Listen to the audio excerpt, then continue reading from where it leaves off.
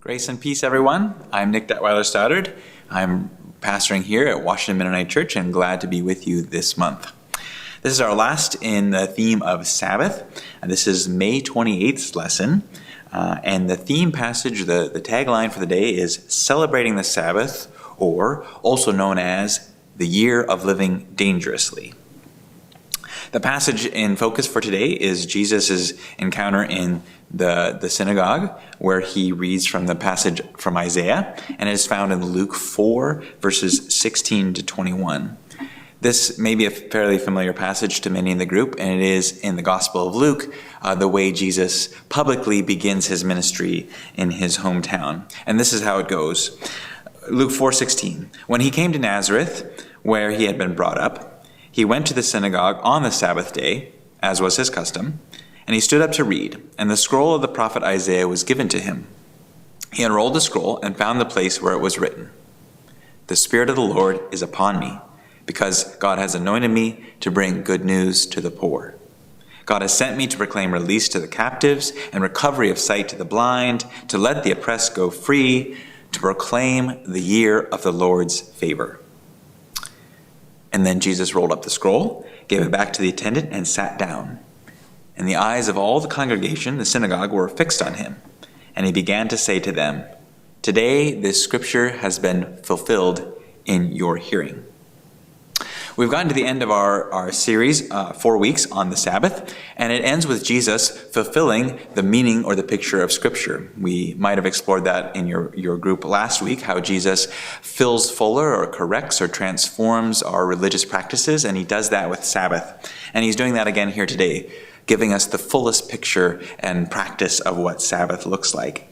And in this passage, people may, again, have trouble missing what Sabbath has to do with this unless you explore together where it shows up.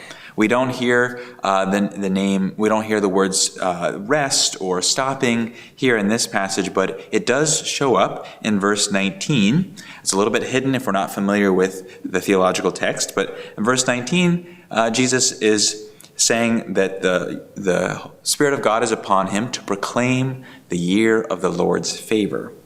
For those that were familiar with the Old Testament passages, the year of the Lord's favor is also known as the Jubilee year or the Sabbath year. It is a time in which debts and slaves are released.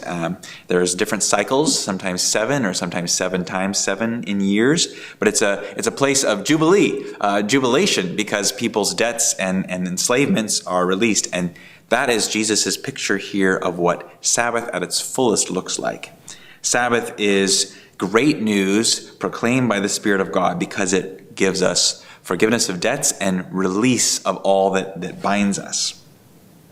So Jesus here in this passage is, in fact, he's filling the idea of Sabbath to its fullest and the Scripture's idea of Sabbath.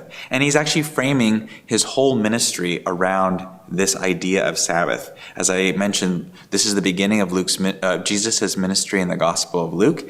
And Luke chooses to remember Jesus, tell us about Jesus, who casts his ministry, the character and the tone and the focus of his ministry, as one that is about proclaiming and enacting the good news of Sabbath, of the year of the Lord's favor, of Jubilee.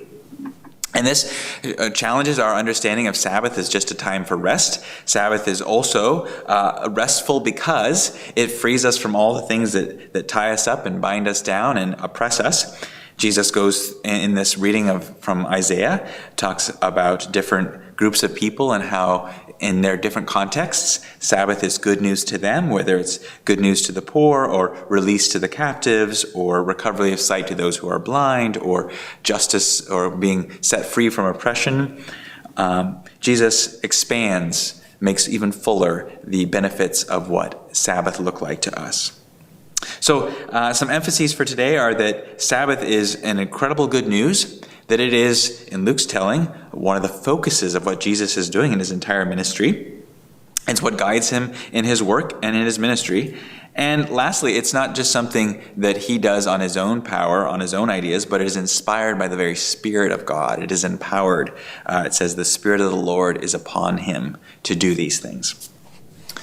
Since today is the last lesson in the focus on Sabbath, the fourth lesson, it might be good in your time to review some of what you have focused on in the passages from the last week. And I'll simply name that one of the things I see is that in the first few weeks, there's an emphasis on us first receiving the gift of Sabbath from God and making sure that we extend it to others. In the later weeks, we are encouraged, after we've received it, to pass it along, to extend it to others, whether it's with healing, by extending healing or mercy or doing good to others. And that continues here in this final passage, in which we have Jesus as the example of doing that, of practicing Sabbath, not by simply stopping doing all things, but proactively doing good for others.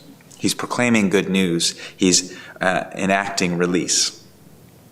It would be interesting to respond as a group, to have some time to reflect on the question of what would our ministries look like if they were shaped by this idea of Sabbath as release. In the passage from Luke 4, it says that the Spirit of the Lord is upon Jesus to proclaim good news. That's the similar phrasing to the word we have as evangelism. Good news is the gospel. We call that's the Greek word for the good news.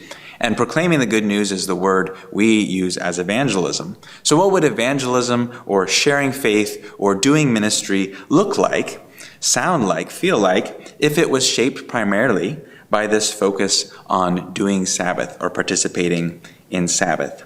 If it was focused on providing healing for those who are sick or ill or blind, providing justice and release for those who are captives or prisoners, for freeing those who need freedom, for giving good news to those who are stuck in poverty or illness. What would our ministries look like if they were focused on the Sabbath ministry of Jesus? This would be a good thing perhaps for your group to reflect on, how it might reshape how you do things, how you share faith.